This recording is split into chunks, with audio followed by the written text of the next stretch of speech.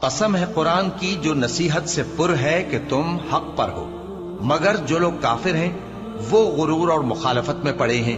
ہم نے ان سے پہلے بہت سی امتوں کو ہلاک کر دیا تو وہ عذاب کے وقت لگے فریاد کرنے، اور وہ چھٹکارے کا وقت نہیں تھا۔ اور انہوں نے تعجب کیا کہ ان کے پاس انہی میں سے ایک خبردار کرنے والا آیا، اور کافر کہنے لگے کہ یہ تو جادوگر ہے جھوٹا، کیا اس نے اتنے معبودوں کی جگہ ایک ہی معبود قرار دے دیا؟ یہ تو بڑی عجیب بات ہے۔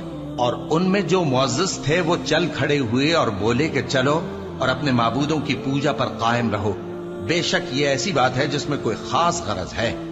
یہ بات کسی دوسرے مذہب میں ہم نے کبھی سنی ہی نہیں، یہ تو بالکل گھڑی ہوئی بات ہے۔